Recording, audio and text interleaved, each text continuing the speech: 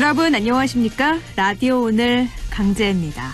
독일과 이탈리아, 노르웨이, 아일랜드, 네덜란드, 유럽에서 아스트라제네카 백신 접종 중단이 잇따르면서 우리나라에서도 아스트라제네카 백신의 안전성 우려하는 분들 늘고 있습니다. 아스트라제네카 백신을 맞고 혈전이 생기지 않을까 하는 우려 때문인데요.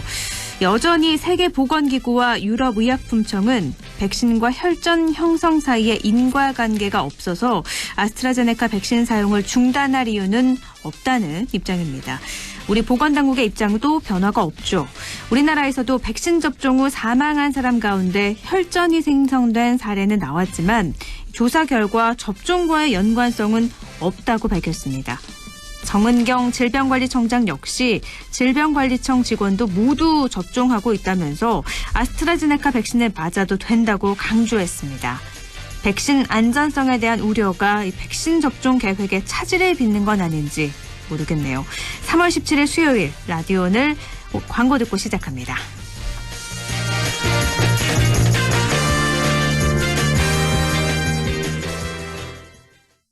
비즈니스 신세계로 가는 길 알려줘. 구리도시공사가 민관합동사업으로 선보이는 지식산업센터 휴벨라인으로 안내합니다. 경춘선 별내역 8호선 연장부와 GTX B노선 추진해 트리플 역세권 전층 층고 6m라며. 자, 성공 향해 출발. 시공 신세계건설 문의 1544-6008. 무공해 고원에서 자란 프리미엄 돼지고기. 고고고 고원돈 고기는 고원돈 육즙 가득 고원돈 암돼지 맛있다. 고고고 고원돈 고기는 고원돈 부드러운 고원돈 암돼지 무공해 고원에서 자란 프리미엄 고원돈 암돼지. 자, 따라해보세요. 이카운트 ERP 4만원 회계관리, 이카운트 ERP 4만원 재고관리, 이카운트 ERP 4만원 생산관리. 사업 성공 함께해요. 이카운트 ERP의 모든 기능을 월 4만원에 드립니다. 이카운트 가입비 부가세 별도. 남북경제협력의 허브 파주 센트럴밸리, 파주시 대규모 희망 프로젝트 중 1단계 파주 센트럴밸리. 역세권의 프리미엄이 더해진 세대를 이어갈 미래 가치가 완성되는 곳. 사업용지 분양 문의 1522-0844. 시공 현대 엔지니어링. 3월 17일 수요일 라디오 오늘 1부에서는요. 조용찬의 미중 바로 알기, 미중산업경제연구소 조용찬 소장과 함께하겠습니다. 2부 이슈 오늘에선 봄철을 맞아서 산불 발생 우려가 높은데요. 산불 예방을 위해선 어떤 걸 유의해야 될까요? 잠시 후에 남부지방산림청 산림재해안전과 이해철 팀장 연결해서 이야기 나눠보죠. 그리고 인사이트K 배종찬 연구소장과 함께 각종 설문조사의 결과를 갖고 우리 사회 분석해보는 배종찬의 리서치 오늘 준비가 돼 있습니다. 라디오 오늘 생방송 놓치신 분들은 안동 MBC 플러스 유튜브로도 다시 들으실 수 있습니다.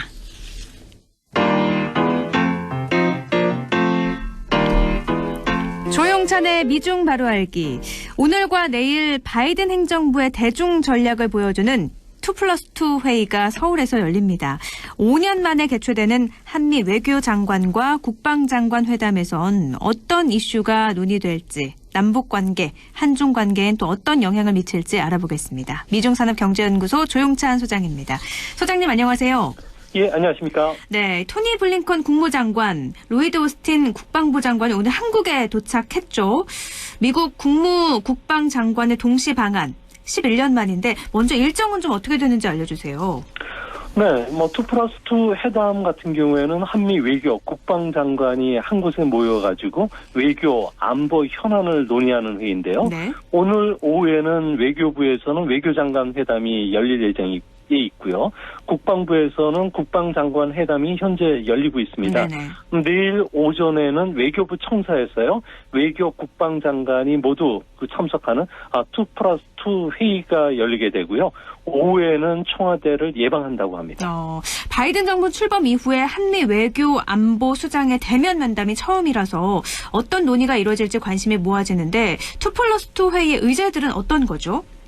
아무래도 5년 만에 열리는 회의이기 때문에 한미 동맹 결석을 확인할 것으로 보여지고요. 네. 또 북한 핵을 비롯한 한반도 문제뿐만 아니라 동맹 외교를 강화하는 차원에서 한일 관계 복원 그리고 한미 삼국 간 대화 협의체도 깊이 있게 다뤄질 예정이라고 합니다.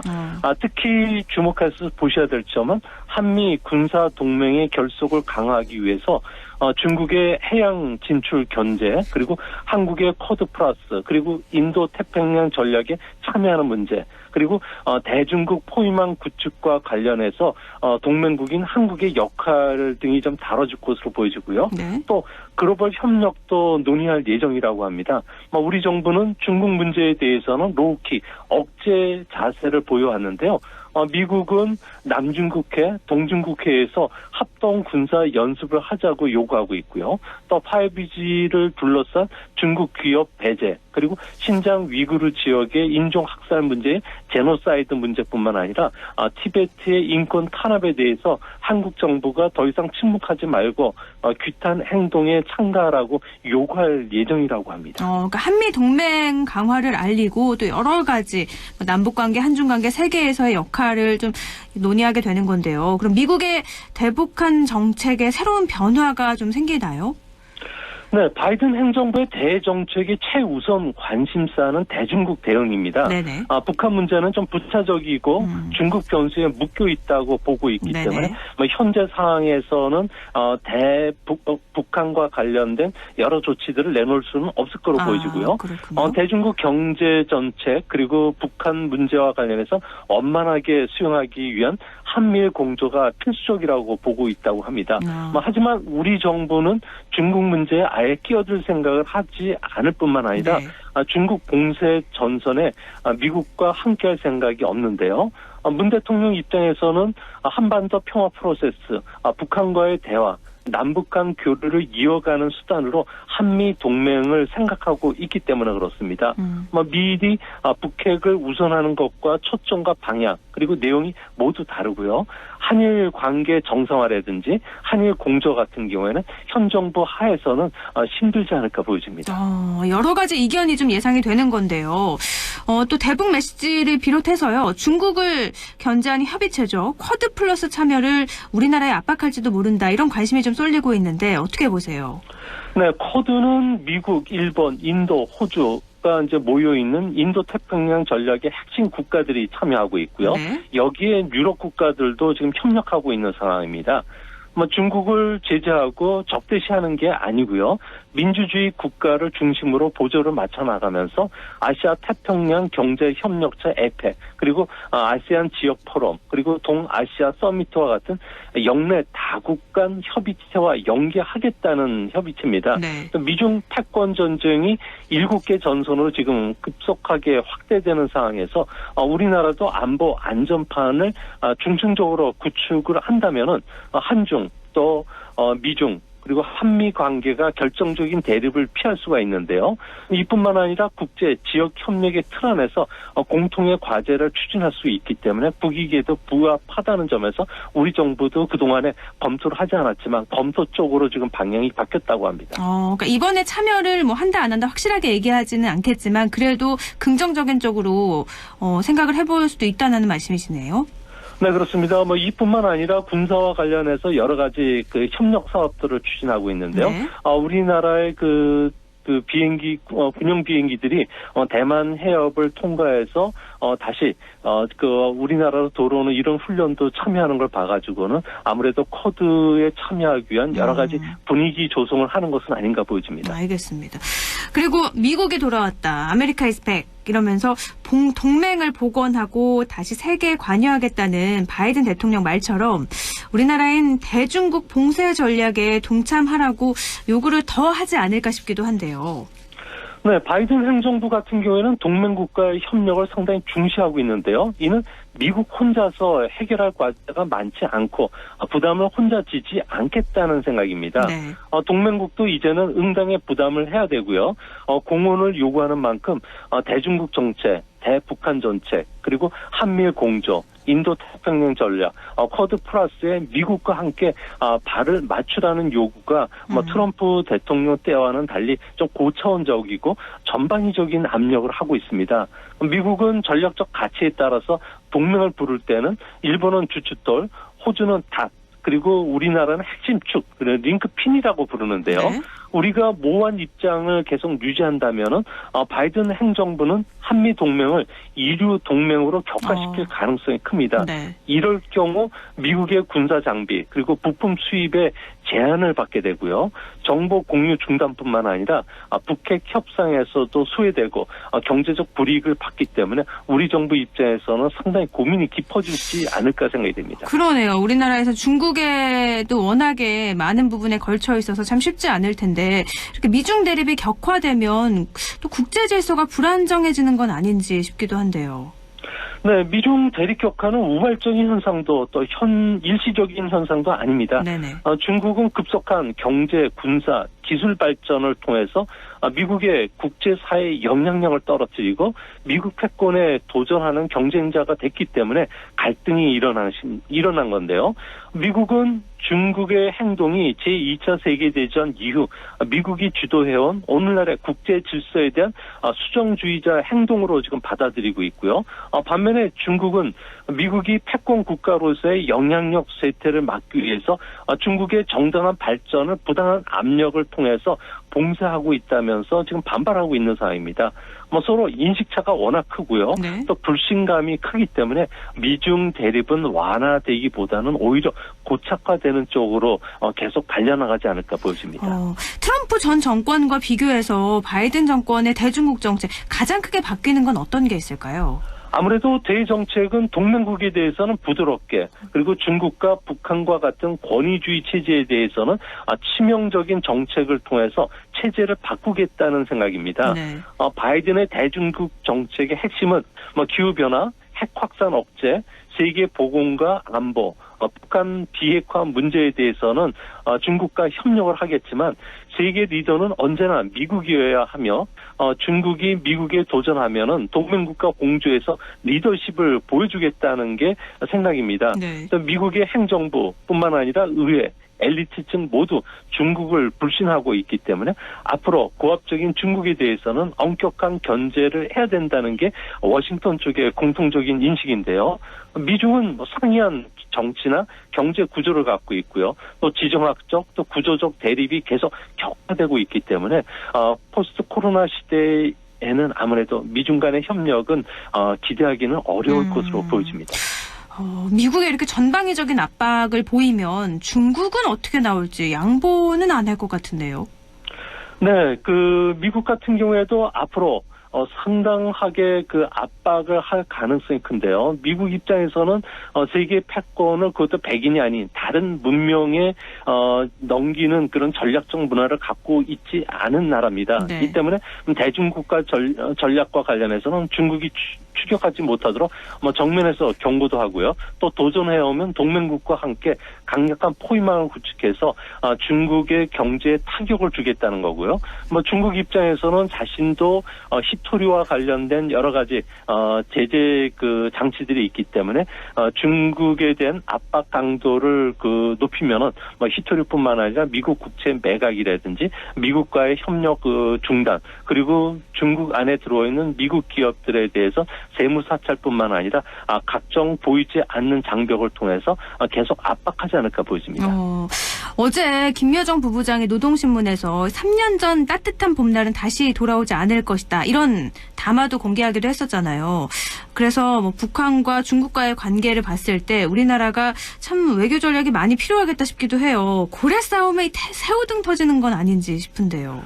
네, 말할 것 없이 미국은 우리나라 유일한 동맹국입니다. 네네. 한미 동맹은 우리나라 외교, 안보, 경제 축이기도 하고요. 이 때문에 자유와 민주주의, 시장 경제라는 보편적인 가치를 공유한 미국과의 관계에서는 아무래도 동맹편에 서는 게 아시아의 안정에도 상당히 도움이 되지 않을까 보여집니다. 다만 우리나라 입장에서 볼 때는 중국은 이웃 국가이기 때문에 안정적이고 협력적인 관계를 유지해야 되는데요. 네. 다행히 중국 같은 경우에는 어제 2020년에 합의된 RCEP와 관련된 경제 협력 중요 틀에 대해서 비준을 해줬기 때문에 앞으로 기후변화라든지 한반도 비핵화, 코로나와 관련된 대책과 관련된 한중 간의 고위급 협상 채널도 마련할 수 있는 길이 열렸다는 점에서 이런 장치들을 이용해서 아무래도 아무래도 강한 그 유대 그 의식을 갖도록 우리도 좀 노력해야 되지 않을까 생각이 듭니다. 뭐 한국이 선택의 신간이 임박했다 이런 말이 나오던데 이건 무슨 뜻이죠? 네, 우리나라는 국가 이익을 위해서 적을 만들지 않는 게 중요한데요. 네. 뭐 전략적 소통 방법을 찾기도 하겠지만, 뭐 기업 입장에서는 최악의 경우를 대비한 플랜 B 전략을 지금 서둘러서 마련해야 되는 시점이기 때문에 그렇습니다. 네. 이 때문에 중국에 들어가 있는 우리 기업들 같은 경우는 제조업 생산 비중을 절반 가까이 줄여야 되는데요. 특히 우리나라 핵심 산업이라고 할 수 있는 반도체라든지 자동차, 디스플레이 같은 경우는 새로 공급망을 좀 빨리 찾아야 됩니다. 네. 이제 문제는 이런 미묘한 균형이 필요한 시점에서 우리는 국가 전략 목표가 없다 보니까 기업이 어떻게 대응할지도 모르고요. 또 신규 투자뿐만 아니라 기술적 제휴, R&D 투자 방향, 시장 개척, 고용 계획도 세우지를 못하는 상황입니다. 네. 아무래도 다층적 안보망을 빨리 구축해야 되겠고요. 미국과 중국과도 최악의 경우에 의사를 소통할 수 있는 전략적 소통 채널을 지금 빨리 구축해야 되는 그런 입장이라고 보여집니다. 아무래도 중국에 의존하는 게 좀 있기 때문에 이런 변화에 대응하는 산업 구조도 좀 바꿔야 된다는 말씀이신 거네요. 네, 그렇습니다. 앞으로 뭐 산업구조 개편뿐만 아니라 미중 간의 갈등 고조에 대비한 네. 다층적인 그 채널을 확보하는 게 가장 중요하다고 보여집니다. 그래야 피해가 최소화될 수 있으니까요. 알겠습니다. 또 바이든 행정부의 1조 9천억 달러인가요? 경제 대책 법안이 본격적으로 실시되고 있는데 경기 부양 효과, 인플레이션 압력을 가져올지 이것도 좀 짚어주시죠. 네, 뭐 우리 증시뿐만 아니라 전 세계 증시에서 가장 관심이 인플레이션 압력이 얼마만큼 더 높아지느냐 문제인데요. OECD 같은 경우에는 바이든 행정부의 1조 9천억 달러의 그 추가 경제 대책으로 인해서 미국 같은 경우는 올해 GDP 성장률이 기존 3.3%에서 무려 6.5%까지 높아질 것으로 보고 있습니다. 네. 뭐 세계도 1%포인트 성장률이 높아지고요. 뭐 유럽권이나 중국도 0.25에서 0.5% 끌어올릴 것으로 보여집니다.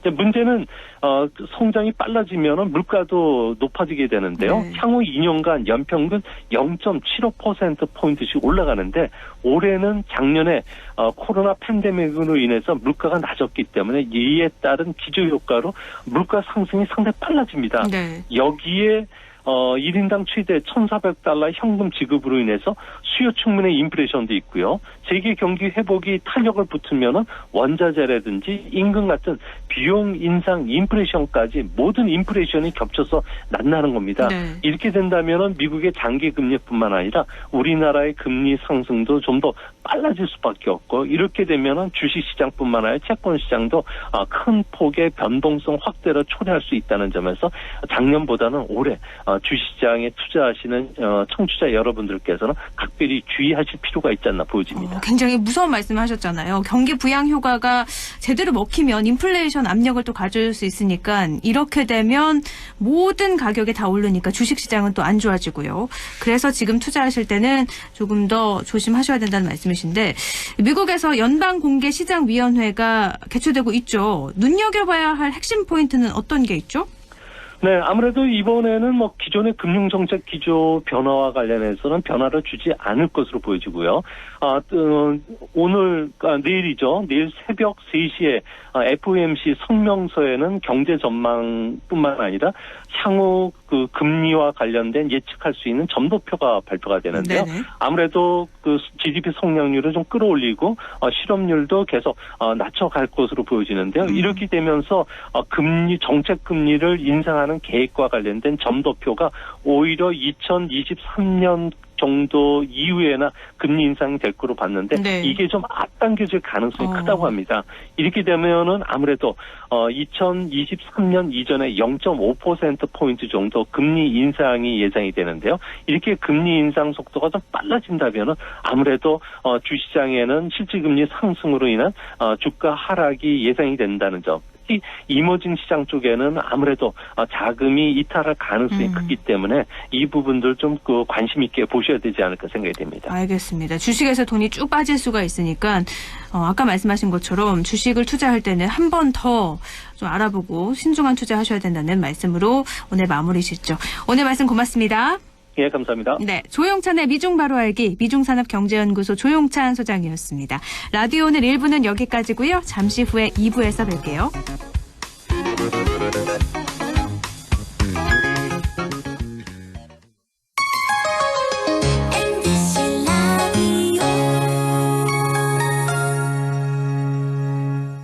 할인점보다 더 실속 있고 편의점보다 더 편리하게 살 수 있는 곳. 시장보다 더 정이 넘치고 백화점보다 더 품격 있는 곳. 이런 곳이 없을까요? 네, 우리 동네 우리 할인점 펀마트가 있습니다.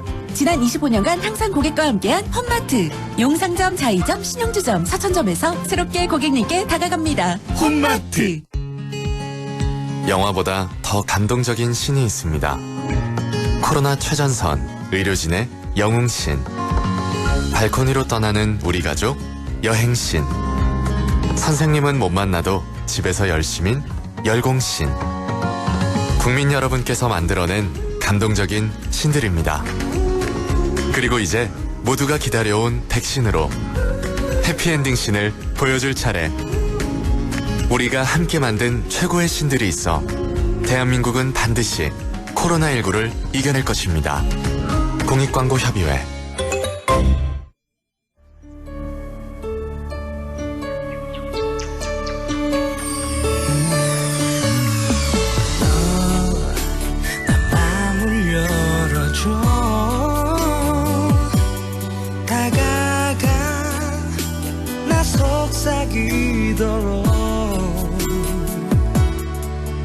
언제나 내 생각으로 행복해야 해요.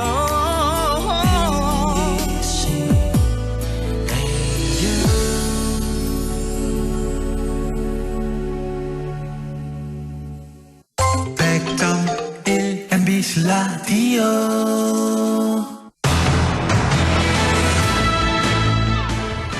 라디오 오늘 2부 순서 이슈 오늘입니다. 건조한 봄철을 맞아서 크고 작은 산불 계속 발생하고 있죠. 지난달 안동과 예천에서도 산불이 발생해서 피해가 있었는데요. 해마다 반복되는 봄철 산불. 어떻게 예방해야 할지 남부지방산림청 산림재해안전과 이해철 팀장 연결해서 알아보겠습니다. 팀장님 안녕하세요. 네, 안녕하십니까. 네, 봄철을 맞아서 산불이 특히 많이 발생하는 건 아마 청취자 여러분도 알고 계실 텐데 아무래도 이유는 건조한 날씨 때문인가요? 네, 맞습니다. 봄철에는 강우량이 적고 날씨가 건조하여 나무가 머금고 있는 수분량이 적기 때문에 작은 불씨에도 쉽게 불이 붙습니다. 또 영능 준비로 인한 논밭 태우기나 산행 인구 증가 등으로 영준 산불이 가장 많이 발생하는 계절이기도 하며 네. 이로 인해서 대형 산불로 이어질 수 있는 주된 원인이기도 합니다. 작년 봄철 산불 조심 기간 중 경상북도 산불 현황을 살펴보면 68건의 산불이 발생하였으며 이 중에 53%인 36건이 논밭두렁 쓰레기 소각 및 입산자 실화에 의해 산불이 발생하였습니다. 네. 봄철 산을 찾는 등산객 증가에 따른 입산자 실화와 농번기 농산 폐기물 소각에 의한 산불의 비중이 높게 나타나고 있습니다. 이 말씀은 조심을 한다면 그만큼 산불을 예방할 수 있었다 이런 말씀이기도 한 거잖아요. 네, 그렇죠. 지난달에 안동과 예천에서 산불이 발생을 해서 피해가 있었는데 이 피해 규모는 어느 정도로 파악이 됐나요? 예, 이번 안동과 예천에서 발생한 산불을 진화하기 위해 산림헬기 57대와 진화 인력 한 2,600명이 긴급 투입되었지만 강한 바람을 타고 급속도로 확산되어 산림 약 한 419헥타 정도의 피해가 발생되어 네. 축구장 면적의 한 500배 정도에 해당되는 숲이 사라진 셈입니다. 축구장 면적의 500배 정도요. 네네. 이 정도 숲을 원래대로 다시 복원을 하려면 또 수십 년의 시간이 걸릴 텐데 산불 피해 지역에 대한 복구는 어떻게 계획이 현재 돼 있죠? 네, 지난 2월 24일부터 3월 5일까지 산림청과 경상북도 등 유관기관 합동으로 산불 피해 면적과 사방댐 임도 등 공공시설 분야 피해 조사를 완료하였습니다. 향후 우선적으로 추가 피해를 예방하기 위해 주민 생활권 주변 위주로 산불 피해목을 벌채를 하고요. 네. 또 집중호우에 의한 토사 유출을 방지하기 위해 산지 사면 안정화 사업을 추진할 계획입니다. 마지막으로 이제 기후, 토양 등 자연 환경과 산림 기능을 고려하여 지역에 맞는 나무를 심고 산사태 발생 우려가 있을 경우 사방댐 설치 등 산림재해 안정화 사업을 추진할 예정입니다. 그러니까 바로 나무를 심는 게 아니라 일단 다 나무가 타버린 지역에서 혹시 비가 내리면 피해가 생길 수 있으니까 그것부터 정비를 하고 그 다음에 나무를 심는 거군요. 아, 네, 그렇습니다. 네네. 그리고 또 올해는요, 지금 오늘 날씨도 그렇고 갑자기 봄이 시작된 느낌이라서 건조한 날씨가 이렇게 계속되면 또 산불이 나지 않을까 걱정도 되는데 예방을 위해선 좀 어떤 노력이 필요할까요? 네, 산불의 위험은 누구나 잘 알고도 아차하는 순간 방심해서 일어납니다. 산에 들어갈 때는 라이터나 성냥 등 하기물을 절대 가져가지 마시고요. 네. 산림이나 산림 인접지에서 시사행위 등 불을 피우는 행위도 해서는 안 됩니다. 산림 내에서 흡연행위와 일산 통제구역에 무단 입상행위 역시 금지하고 있는데요. 산림청에서는 산불을 낸 사람에 대하여는 고의나 실수를 불문하고 관계 법령에 따라 엄중 처벌하고 방화범 끝까지 추정에 근거할 예정입니다. 국민을 위해 산림이 존재하듯이 여러분도 산림을 위해 사랑을 베풀어 주시기를 부탁드립니다. 네, 날씨 좋아지면 지역의 유명산들 찾는 분들 참 많은데 가장 조심해야 될 부분인 것 같아요. 라이터나 성냥 꼭 챙기지 말고 근처에서는 불을 피우는 행위도 절대 해서는 안 된다는 거 다시 한번 강조해야 될 것 같습니다. 네. 혹시나 산불을 발견하게 된다면 어디로 신고를 하면 될까요? 발견 시 그 산림청이나 산림관서, 소방서, 경찰서 등에 신고를 해주시면 되고요. 네네. 또한 스마트 산림재 애플리케이션을 활용하여 간편하게 신고하는 방법도 있는데요. 구글 플레이 스토어에서 스마트 산림재 애플리케이션을 검색 후 다운받아 사용하실 수도 있습니다. 네네. 스마트 산림재 애플리케이션에는 산불 신고 시 위치 정보와 사진을 전송할 수 있는 기능이 있으며 산불 대처 요령 등 다양한 기능과 정보도 제공되고 있습니다. 그 산에서는 신고를 하더라도 위치 알리기가 참 쉽지 않잖아요. 네네. 그래서 이런 스마트 산림재 어플리케이션 다운받아서 하면 신고도 조금 쉽겠네요. 네. 산을 찾을 때는 이 어플리케이션 다운받고 올라가시는 것도 참 좋을 것 같습니다. 네, 현재 또 남부지방산림청에서도 4월 18일까지 대형 산불 특별 대책 기간으로 정하고 산불 방지 대응에 총력을 기울이고 계시잖아요. 어떤 대응들을 하고 계신지도 좀 알려주시죠. 네. 이 기간 남부지방산림청에서는 산불 방지를 위하여 산불 재난 특수 진화대를 포함한 산불 예방 진화 인력 380명을 현장에 배치 운영하고 있고요. 산불 위험이 높은 곳은 입산 통제구역과 등산로 폐쇄 구간을 지정을 하고 산림드론 감시단 6개단과 기동 단속도 70개죠. 산불 감시 카메라 40세대를 현장에 배치하는 등 산불 발생을 사전에 차단하기 위해 다양한 산불 예방과 대응 정책을 추진하고 있습니다. 네네. 또한 그 산불에 대한 국민들의 경각심을 고취하기 위하여 TV나 라디오, 신문 등 언론 매체를 통한 공익 광고와 전광판 등을 활용하여 입체적인 산불 방지 홍보 활동을 실시하고 있습니다. 또 산불에 취약한 생활권 주변을 중심으로 이 산불에 강한 숲 가꾸기 사업도 추진하고 계시잖아요. 네, 맞습니다. 네네, 이 사업도 소개해 주시죠. 네, 남부지방산림청에서는 산불 예방 숲 가꾸기 사업을 추진하고 있는데요. 최근 기후변화로 인해 산불 등 산림재해로 인한 피해는 대형화되거나 연중화되는 추세입니다. 산불 사전 예방 및 피해 저감을 위한 숲관리가 절실한 상황입니다. 산불 예방 숲 가꾸기란 산불 취약지 등 산불 발생 위험도가 높은 산림에 인목 밀도를 조절하고 산불 발생 시 연료 역할을 하는 부산물을 수집 제거하여 산불에 강한 숲을 조성하는 사업이며 네. 원래 그 지방청에서는 산불 예방 숲가꾸기 사업을 한 300헥타 정도로 추진할 예정입니다.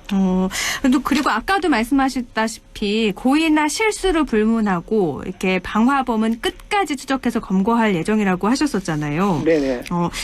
이렇게 불법 소각 행위에 대해서도 단속을 이루어 주시고 또 산에 불을 내거나 관련법을 위반하면 처벌을 받게 될 텐데 어떤 처벌들이 이루어지죠? 네, 산불을 낼 경우 산림보호법에 따라 엄격한 처벌을 하고 있습니다. 실수로 산불을 내더라도 3년 이하의 징역 또는 3천만 원 이하의 벌금에 처해질 수 있고, 또 산불 가해자로 확정될 경우에는 민사소송을 통해 산림의 공익적 기능 손실액과 산림 피해 인목비 그리고 추후 복구 비용과 진화 비용 등을 추징하게 되는데요. 네. 그 피해 면적에 따라 금액이 적게는 수백만 원에서 많게는 수십억에 이를 것으로 예상됩니다. 산불 가해자에게 이런 것이 청구되도록 되어 있고요. 네네. 또 산림이나 인접지에서 불을 피우거나 담배를 피우는 행위, 또 허가받지 않고 이산통제구역을 출입하는 등 산불 예방을 위한 제한 행위를 위반할 경우에도 50만 원 이하의 과태료가 부과됩니다. 알겠습니다. 산불 방지를 위해서 지역민 또 청취자분들께 당부하고 싶은 말씀도 있으실 것 같아요. 네, 산불의 위험은 누구나 잘 알면서도 아차하는 순간 일어납니다. 특히 지금은 시기적으로 작은 불씨도 쉽게 큰 산불로 번질 수 있는 만큼 각별한 주의가 필요합니다. 청명, 한식 등 특별한 날에 성묘를 가서 불씨를 취급하지 마시고 아이들이 불장난을 하지 않도록 가정에서 교육을 시켜주십시오. 또 상가 인접한 지역에서 용접이나 벌통 소독, 또 치사 행위 등 하기물을 이용한 일체 행위를 상개해 주실 것을 당부드립니다. 아울러 영능철을 맞아 논밭드론과 농산 폐기물 소각이 많이 일어나고 있으므로 시골에 부모님이 계실 경우 전화 등을 통해 자제해 주실 것을 말씀드려 주셨으면 고맙겠습니다. 네네.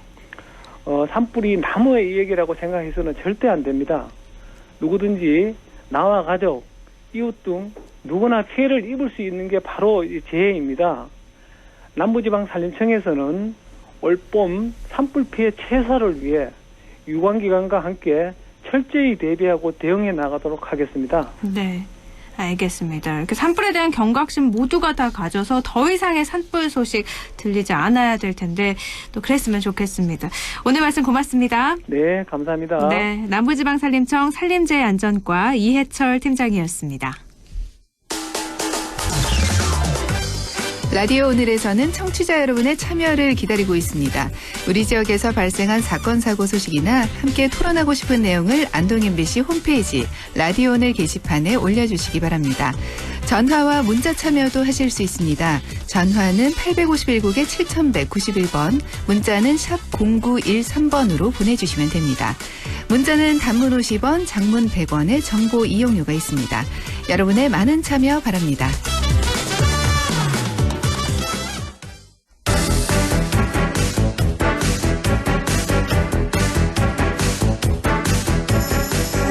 리서치 오늘 인사이트 K 배종찬 연구소장과 함께합니다. 소장님 안녕하세요. 안녕하십니까, 배종찬입니다. 네, LH 사태 파장 계속되고 있습니다. 네, 문재인 대통령이 대국민 사과까지 했는데 신도시 지정 취소와 관련한 여론부터 오늘 살펴볼까요? LH 사태 일파만파 확대되고 있습니다. 과연 문재인 대통령의 발언처럼 발본색원이 될까요? 네. 우선 신도시 지정과 관련된 여론을 물어봤는데요. 취소해야 한다는 여론이 높았습니다. 이 리얼미터가 YTN의 의뢰를 받아서 지난 12일 실시한 조사이고요. 자세한 사항은 조사기관의 홈페이지에서 확인 가능합니다. 이거 우리 도저히 못 믿겠어요. 지정 취소해 주세요. 이런 여론과 관련해서 정치권에서도 다양한 반응이 나오고 있는데 우선 국민 여론입니다.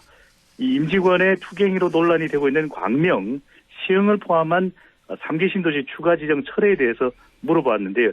철회해야 된다는 주장이 적절하다는 의견이 절반이 넘었습니다. 네. 이 57.9% 거의 10명 중 6명으로 나타났고요.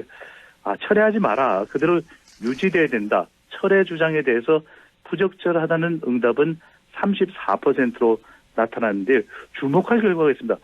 보통 이런 정치적 현안으로 정치적인 대결 구도로 연결될 때는 더불어민주당 지지층과 진보층은 이 정부 여당의 손을 들어주는 경우가 많았거든요. 네. 그런데 이번 조사에서는 더불어민주당 지지층과 진보층에서도 지정을 취소하라. 이 의견이 더 높게 나타났습니다. 그러니까 어느 정당을 지지하던 간에 신도시 지정 취소를 더 원한다는 여론 결과잖아요. 네. 정치권에선 지정 취소보다는 부동산 공급을 지속적으로 유지한다는 입장인데 이런 여론 반응을 볼 때 괜찮을까 싶기도 한데요. 그러니까요. 괜찮지 않을 가능성이 높다라는 것인데 네. 정부 여당에서는 공급 차질이 있으면 안 되고 지정 취소를 하고 다시 지정하는 경우에 더 큰 혼란이 있을 거라는 입장인데 그럼에도 불구하고 국민 여론, 불신이 팽배한 결과로 나타났거든요. 정부 여당 지지층마저 취소 여론이 더 높기 때문에 결국 부동산은 공급이 아니라 신뢰라는 겁니다. 무엇보다도 지정을 유지하기 위해서는 이 발본세건보다 더 그 이상의 이 철저한 조치를 통해서 신뢰 회복을 하는 것이 우선이 되어야 할 것으로 보입니다. LH 사태 해결을 위해서 다양한 대책들이 논의가 되고 있는데요. 네. 이런 문제가 발생한 건 LH가 지나치게 업무를 많이 해서다. 독점적이다. 이래서 분할해야 된다는 의견도 나오는 것 같아요. 그러니까요. 왜 대한민국의 이 청렴도 지수는 계속 올라가는데 이런 내부에 숨어있는 비리를, 투기를 왜 몰랐을까요? 그런 만큼 청렴도 조사도 다시 구성을 해야 되는 것 아니냐. 이런 반응도 나오고 있습니다. 네. 이 LH 해결에 대한 분명한 성과가 나와야 된다는 국민들의 메시지가 LH를 이 해체 수준의 환골탈태를 해야 된다는 요구로 이어지는 것으로 보이는데 한국 사회여론연구소가 이 TBS의 의뢰를 받아서 지난 12일, 13일 실시한 조사입니다. 자세한 사항은 조사기관의 홈페이지에서 확인 가능한데 토지공사와 주택공사를 합친 것이 LH거든요. 네. 다시 분리해야 된다. 그래서 이 기관의 무소불위의 이 권력을 낮추어야 된다, 없애야 된다 이런 이제 국민 여론인데 이 주장에 대해서 이 LH를 토공과 토지공사와 주택공사로 재분리해야 된다. 네. 거의 뭐 해체 수준의 버금가는 최근에 여론이 반영됐다고 볼 수 있겠는데 10명 중 6명이 넘는 64.4%가 이 재분리하는 것에 대해서 공감한다, 찬성한다는 의견으로 나타나고 이 반대한다는 의견은 고작 12.2%에 불과했습니다. 국민 불신을 회복할 조치가 분명하게 취해져야 된다는 메시지로 읽히는데 LH에 대한 국민 여론이 몇몇 LH 직원의 무책임한 또 SNS 글 때문에 SNS에 올린 글 때문에 더 반응이 또 격화된 결과로 이어지지 않았습니까? 네네. 그래서 LH를 한글로 읽으면 강제 아나운서도 아시죠? 네로 읽힙니다. 네. LH 네로. 그러니까 이 LH 직원 투기를 또 이 비꼬는 또 비판하는 이 신조어가 탄생했는데 LH가 네로 읽기 때문에 내로남불이 아닌 LH로 남불 아니냐 이런 반응까지 터져 나오고 있습니다. 그러니까 국민적 공분이 얼마나 큰지를 알 수 있는 것 같아요. LH를 네, 이렇게 나눠야 된다라는 의견까지 나오고 있는 건데 네. 이런 사태로 대통령 지지율도 계속 하락하는 국면이죠. 네, 문재인 대통령 지지율까지 이 타격이 영향을 미치는 결과로 나타나고 있습니다. 최근 발표되는 문재인 대통령의 국정수행 평가 조사 결과를 보면 대체적으로 긍정평가가 하락하고 있는 모습을 볼 수 있는데 네. 40%대를 유지했던 대통령 지지율이 30% 후반, 심지어 30% 중반에 가까운 결과까지 등장하고 있는데 부정평가는 50대 후반으로 높아진 추세입니다. 가장 큰 이유는 LH 사태로 봐야 되겠죠. 중도층이 이탈했고 지금 중요한 것은 보궐선거를 앞둔 시점이기 때문에 이 대통령 지지율이 과연 이 상태로 더 추락을 하느냐 아니면 적어도 보궐선거 전까지는 회복될 수 있느냐가 중요한 기준으로 조명받고 있습니다. 대통령 지지율이 보궐선거에 판세도 좀 영향을 크게 미친다는 말씀이신데요. 그러면 다른 지역보다 이 선거가 열리는 지역의 대통령 지지율도 한번 살펴볼까요? 그러니까요. 리얼미터가 YTN의 의뢰를 받아서 지난 8일부터 12일까지 실시한 조사이고 자세한 사항은 중앙선거연수사 심의위원회 홈페이지에서 확인 가능합니다. 네. 지금 보궐선거가 열리고 있는 서울 지역에 문재인 대통령 지지율에 타격을 주고 있다. 이런 분석이 나오고 있는데 이번 조사 결과를 보면 서울 지역 잘하고 있다는 문 대통령의 긍정평가는 32.6%입니다. 부산도 크게 다르지 않았는데 부산, 울산, 경남도 잘하고 있다는 이 긍정평가는 32.7%에 그쳤거든요. 네. 이 결과를 보면 부정평가는 매우 높고 긍정평가는 다른 지역보다도 낮은 결과 이 서울과 또 부산을 포함한 PK 민심에 이 LH 사태가 결정적 영향을 준 것으로 보입니다. 그렇군요. 대통령 지지율을 살펴봤는데 그럼 정당 지지율은 또 어떤지도 궁금해져요.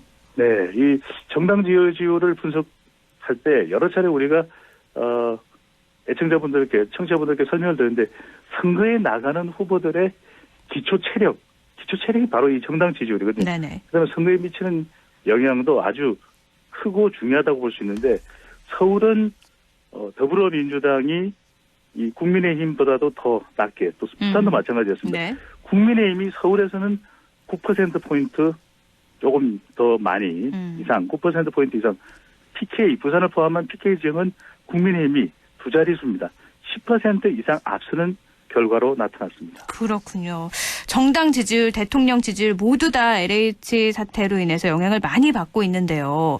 그럼 서울 지역의 보궐선거 판세도 좀 살펴보죠.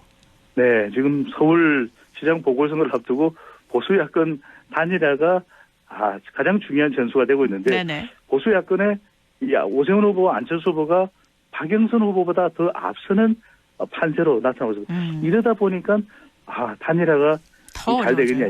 네. 두 후보가 경쟁력이 비슷하게 되다 보니까 이 중도층 표심이 또 보수 야권 후보 쪽으로 더 많이 결집된 결과로 나타나고 있는데 이번 선거의 핵심 변수는 오서방입니다. 50대 서쪽 방향, 50대 네. 또 서쪽 방향이기 때문에 오서방 이 보수 야권에 힘을 싣고 있는 그런 결과가 나타났는데 리얼미터가 문화일보의 의뢰를 받아서 지난 13일, 14일 실시한 조사이고 자세한 사항은 중앙선거론조사 심의위원회 홈페이지에 확인 가능합니다. 이 안철수 후보, 오세훈 후보 모두 1대1 대결을 했을 때 박영선 후보보다 오차 범위 밖으로 앞서는 결과가 나타났습니다.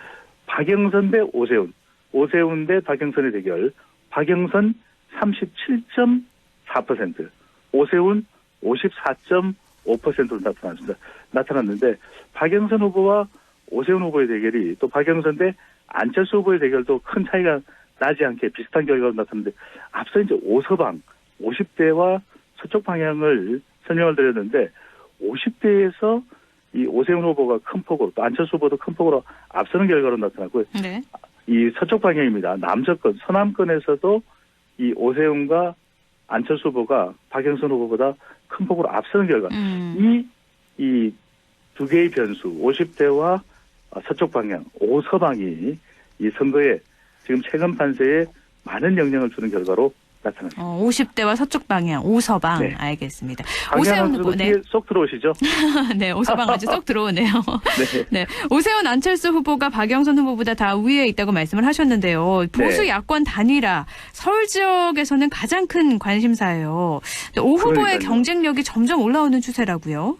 네, 그러니까 3자 대결 구도, 박영선, 오세훈, 안철수 이렇게 세 사람이 대결을 해도 오 후보의 경쟁력이 상당히 있는 결과로 나타났고요. 또 앞서도 소개를 해드렸는데 1대1 대결 구도를 하더라도 오 후보가 또 안 후보에 비해 밀리지 않는 네네. 이 여론조사 결과거든요. 그러다 보니까 오 후보도 욕심을 내고 안 후보도 단일화는 내가 주도해야 되는데 하는 그런 의지가 있기 때문에 서로 이제 충돌하는 모습이거든요. 네. 결과적으로는 LH 사태로 보수층이 결집하고 중도층이 두 후보를 모두 지지하는 현상이 나타나면서 오 후보의 경쟁력 무리 올랐다.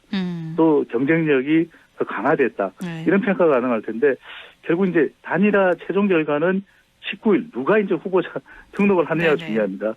오 후보 관련해서는 최근 이제 이 내곡동 땅 문제가 단일화를 최종 후보 결정을 앞두고 막판 변수가 되지 않느냐. 또 이 안철수 후보 관련해서는 과연 서울시정을 할 수 있는 능력과 경험을 갖추고 있는 인물이냐.